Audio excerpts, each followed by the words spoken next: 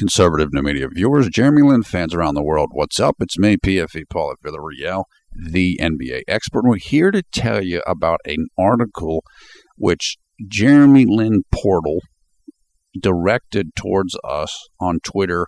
That's a couple days old, but I only got a hold of it last night because I hadn't been on Twitter for the previous few days, and I want to discuss it now. This is about Jeremy Lin and Kobe Bryant.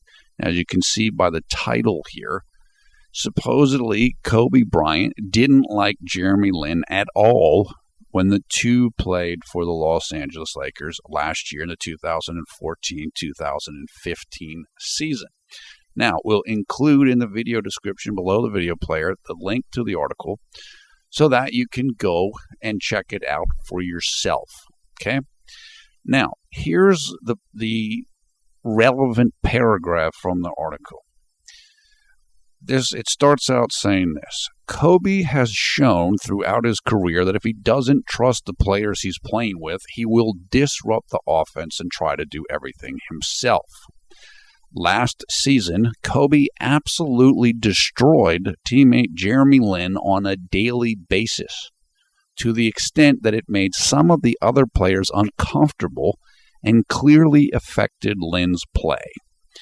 People associated with the team say that, for whatever reason, Kobe just did not like Lin at all, and he let him know about it on a daily basis. Unquote. Now, if you're familiar with how things went for the Los Angeles Lakers last year, that this probably isn't a really huge revelation. Now, we've never heard it laid out this explicitly, and this information, I believe, comes from an unnamed or an anonymous agent, like an NBA player agent, an agent of different players in the NBA. I believe that's what it is. Agent X is what this individual is referred to as. So, but we all know who followed last year. We know about the infamous Charmin rant, where Kobe Bryant came into practice and was ripping on everybody and saying everybody was soft, and Jeremy Lin was soft, and he was supposedly forcing Jeremy Lin to taking bad shots and blah, blah, blah, blah, blah, blah, blah. That's probably the closest that we got to seeing this dynamic day in and day out. Because one thing Kobe's been good about in his career is kind of propaganda smokescreens. Now, if Kobe doesn't like you, you'll know about it, but he doesn't want to hurt his image. So we never really heard it like this. What we hear is stuff like Jeremy Lin's making boneheaded plays, and Byron Scott likes the head of the snake, Ronnie Price, and he likes Jordan Clarkson and not Jeremy Lin. But now what we're hearing is it sounds more like Kobe was the one who wasn't real high on Jeremy Lin. Now, why is this? Why would this be the case? Okay? And we don't really know. We have to guess at this. We have to kind of come up with hypotheses and try to figure it out. There's a couple different factors involved in this. Number one is I know that Kobe Bryant is friends with, or at least is mutual admiration society partners with, Floyd Mayweather Jr. If you know, Floyd apparently got in trouble in the past for what I believe were kind of not great tweets regarding Jeremy Lin. Tweets that I think some people felt had a racial element to them or something saying something like, well, Jeremy Lin's only getting hyped because he's Asian. And I've seen Floyd Mayweather at games since in the last few years, in games where Jeremy Lin's playing, and he'll try to trash talk Jeremy Lin. So he still seems to have this kind of fixation with Lin. I don't know what it is exactly, but whatever. It does seem to be kind of a thing. Well, again, Kobe's, I believe, was friends with Floyd. Maybe that influenced some of this, okay? Another possible influence is that Jeremy Lin became relatively good friends with Dwight Howard. And if you know, Dwight Howard and Kobe Bryant had a huge falling out. that still has never been fully repaired, I don't think. Essentially, in my understanding, Dwight Howard, one of the reasons why he chose to leave the Los Angeles Lakers was because he didn't want to play with Kobe Bryant. He was just kind of tired of like Kobe Bryant still running the offense or demanding everything, even though he's fading. And that's another aspect of this that I think could be part of the equation. Ever since Kobe Bryant had his Achilles tendon injury in 2012-2013 season, so April 2013, Kobe's never been the same player. Essentially, he's much worse than what he used to be because of that injury, in addition to his aging. And so part of what might have been going on last year, at least in Kobe's mind, I don't know about in Jeremy Lin's mind or the mind of anybody else, part of what may have been going on for Kobe was, hey, this guy is coming in here. Maybe he thinks he's going to run the show, or he's got a lot of fans in Southern California, or he's got a lot of fans in Asia, and he's going to kind of do his thing. Well, that's not going to happen because I'm Kobe Bryant, and he's not. And so I think that might be part of the dynamic here as well, because these two have similar, if overlapping fan bases. They're both extremely popular in Asia, are both Lin and Kobe, and they're both extremely popular in Southern California. Kobe because he plays for the Lakers, Lin because he's from California, and there's a heavy Asian American fan base in Southern California. So for all I know, Kobe's kind of, insecure or wanted to kind of stake his territory or whatever it is. There were times when Jeremy Lin played last year for the Lakers where I felt like Jeremy was doing well and Kobe wasn't thrilled about it, where maybe Kobe wanted to kind of release the hype bubble around Jeremy Lin. Like, okay, he's doing really well. Jeremy's doing really good in this game, whatever. So now it's Kobe time. Or Jeremy had a really good game, and so next game is Kobe time. Or Jeremy had a really good game, and so let's say that Jeremy played boneheadedly. And this type of thing. There definitely seemed like something was going on that didn't make sense on the face or on the surface of it. From a rational level, it didn't make sense. And I have to say, Kobe has issues like this. Whether it's the ego wars with Shaq, or the ego wars with Dwight Howard, or the issues with Andrew Bynum, he has this type of tendencies, whatever you want to call it. He's got to be the dominant guy, and everybody else has to kind of go along and be his little puppets or his little rocketeers, with Kobe playing the lead man. Or else he kind of, he gets into this. This is something that's happened a number of different times in Kobe's career. And so that would be my best guess, was that something happened like that. Maybe Lin did a little bit too well. Maybe Lin did a little bit too well and he wasn't following Kobe's script, or something like this.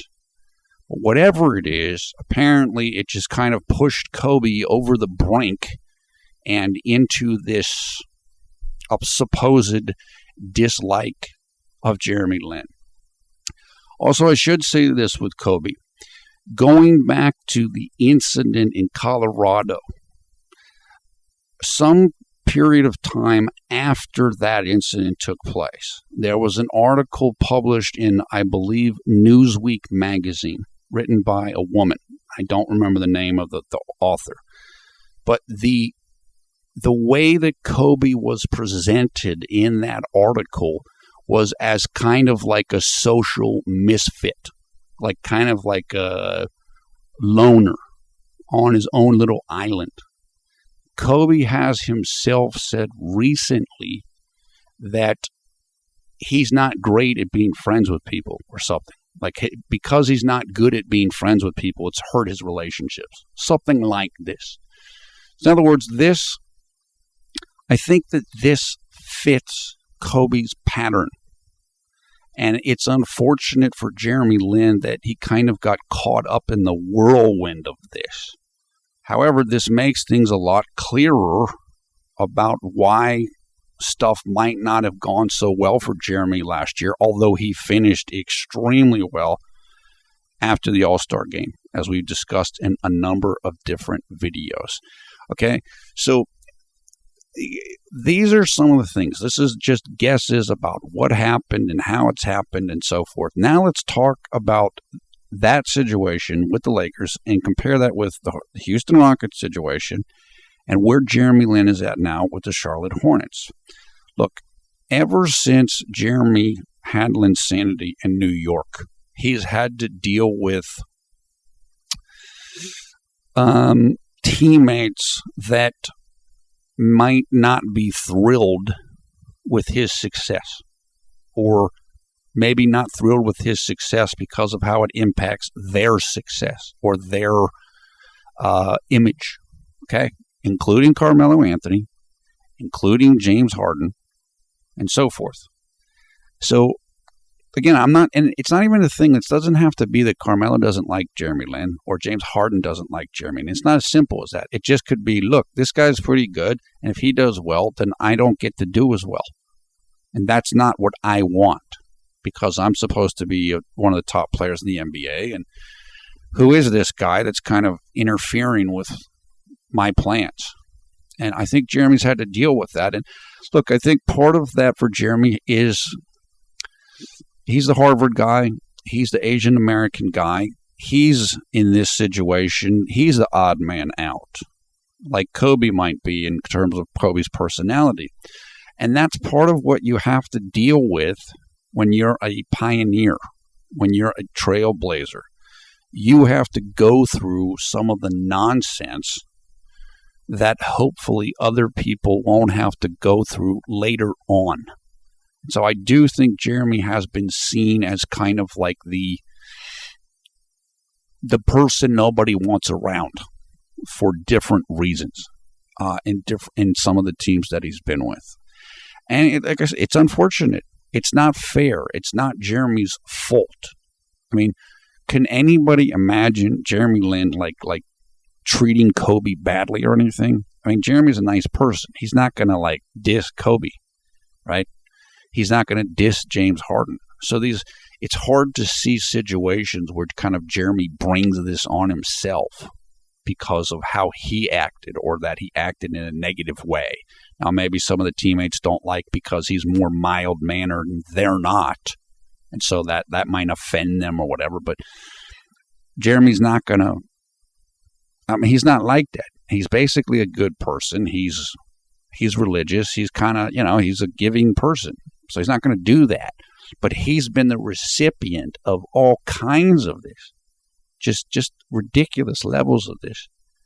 And I do agree with the article in that I think it has affected Jeremy and his ability to play. And so that brings me to the Charlotte Hornets. Okay.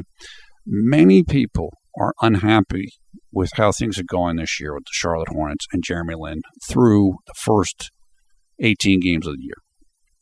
Now, did I think that Jeremy Lin was going to kind of lose out minutes to Jeremy Lamb coming into the season? No. I really didn't completely expect that, although the way it's played out hasn't shocked me. So, yeah, he's gotten a couple fewer minutes than we thought he was going to get. I know there are people that feel like Steve Clifford, basically lied to Jeremy and told him, we're going to do this and that and this, and he hasn't done it, and so forth. However, when you look at the overall picture here and you compare it to what Jeremy has dealt with in the last two situations and in the end of the New York situation, it's night and day. I don't think there's anybody on the Hornets who dislikes Jeremy Lin. I don't think there's anybody that's certainly nobody's ranting at him every single day. So even if this is not the long-term solution for Jeremy Lin, even if he does move on from Charlotte after this season, which I think is a very good chance of that happening, so what? It still can be a bridge from idiocy of the last 3 years to normalcy or a better circumstance. And that's one of the reasons why I've been so happy about it for Jeremy. Look, in Jeremy Lin's career, this is, 6th year, whatever. The most minutes per game Jeremy's played was, I think, the first year in Houston, about 33 minutes per game, and now he's playing about 23 minutes a game. Now, 10 minutes is a lot in the NBA. I'm not saying that's not a big deal. It is a big deal. However, he's still getting playing time.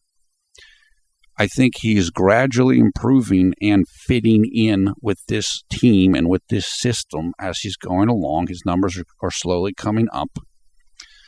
His overall statistics are pretty good. And like I said, he's getting the opportunity to be with teammates that like him. Certainly, even if whatever you think about Steve Clifford, the head coach, clearly Jeremy really likes and really gets along with assistant coach Stephen Silas. So at worst, Jeremy seems like the teammates are neutral and like him, and he gets to have a lot of individual work with Stephen Silas every single day. Those things are going to help him a lot going forward, regardless of whether he stays on this team or not. Like I said, it'd be great. I wish he was starting. I wish he was a starting shooting guard. I wish he was clearly the sixth man. That's not what it is. It's probably not going to be like that based upon what Steve Clifford has said so far this season. But I'll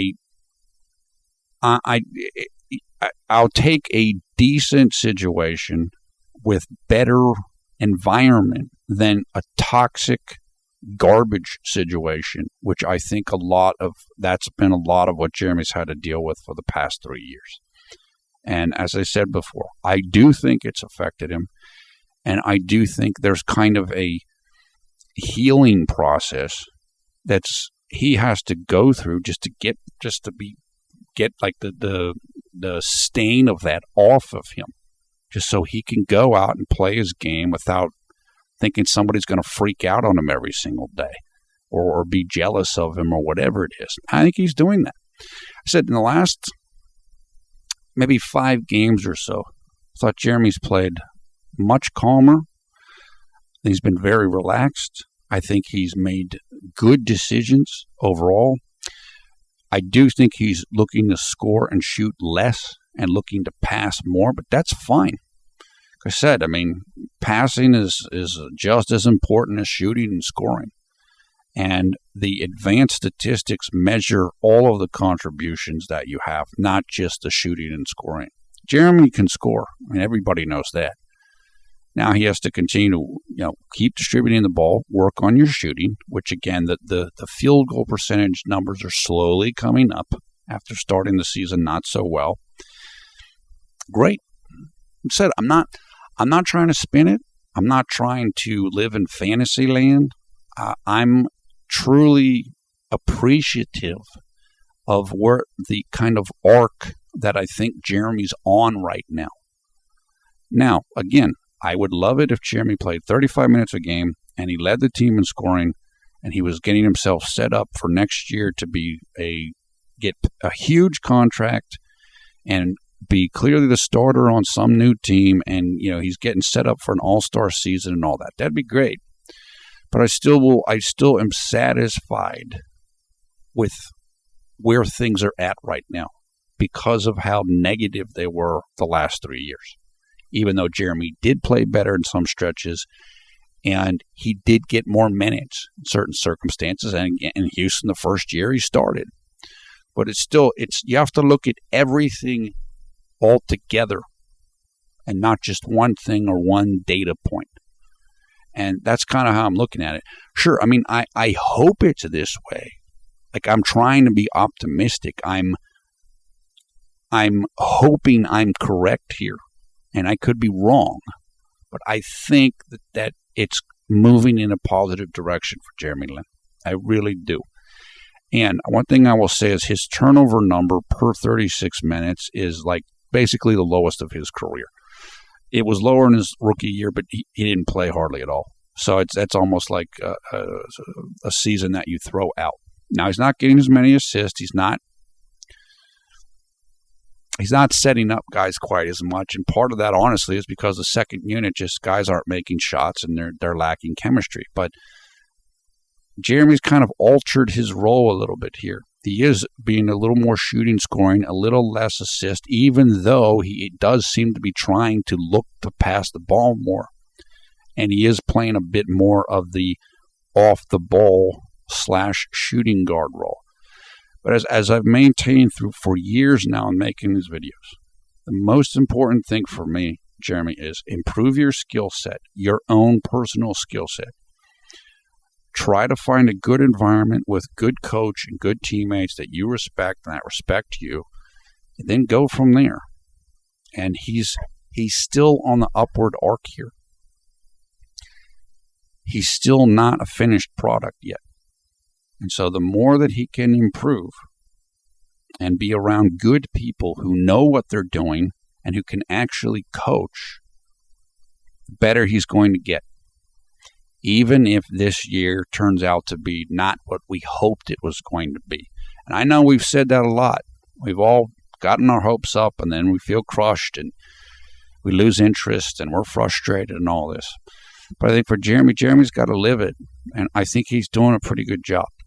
And I think that I'm looking forward to things improving for Jeremy on the court as the season goes along. And like I said, look, how would you feel if you had to spend a whole year playing with Kobe and he hated you? I mean, you had to deal with that day in and day out. Now we see why Jeremy was, probably so relieved to get out of L.A. and why he was so disappointed when he got to L.A. because he was thrilled. He's home in California. He's in Southern California where he's got a bunch of friends and family. And then what happened? The whole thing fell apart. And it takes time to bounce back from that. We know Jeremy put the work in over the summer. We know how hard he worked at his shot. Okay, I just tell people, just hang in. Try to have perspective on this. Yes, Jeremy's in his physical prime. Yeah, he's not getting any younger. But as I've said before, point guards mature slowest oftentimes because it's the most challenging position to play on the court in terms of what you have to know to be able to play it well. And so I feel good about things still. I do. And I'm still optimistic about how things are going to go for Jeremy this season and how they're going to go for his career. So that's it. That's the latest. We have this information that's supposedly from Agent X that Kobe Bryant did not like Jeremy Lin at all when the two were teammates on the 2014-2015 Los Angeles Lakers. Next Hornets game coming up, I believe, Saturday in Chicago. We mentioned that in the video last night. Jeremy's dealing with a sprained ankle, apparently, which I didn't know that because, like I said, I was kind of out of the mix for a couple of days, but that might have affected his playing time last night. Hopefully, Jeremy will be feeling better before the game in Chicago. Look, Jeremy's dealt with plenty of sprained ankles in the past. Usually, he recovers pretty well, fairly quickly. And, I mean, that's one of the most common injuries you can get playing basketball. Basically, everybody gets it, and you just, hopefully it'll heal up quickly for Jeremy. So that's it. Your comments below, thumbs up, thumbs down. Let me know what you think. I'm not surprised by this. As I mentioned, I'm really glad that Jeremy's out of the situation. The same way that I was glad that he's out of the situation in Houston and out of the situation in New York after they replaced Mike D'Antoni. So let's just go from here. Like I said, hopefully Jeremy will be feeling good and he'll get a good number of minutes against Chicago, and let's just take it from there. That's how I feel about stuff. And as I mentioned, I'm really not deflated at all. I feel good about things. And that's just because I'm trying to stay long-term focused here. And I've actually been pretty pretty much okay with how the season's gone so far, even though I would have done some things differently. And sure, I wish Jeremy had played some more minutes in certain circumstances. But I don't think Steve Clifford's lied or anything to Jeremy. I think that he's tried to be as honest as he possibly can be. Steve Clifford, we know Jeremy and many others regard him as a very straight shooter. I think he's tried to be as honest as he could be in the moment. But things change. And until Steve Clifford got his contract extension, a guy's playing for his job, or he's coaching for his job. He's under pressure.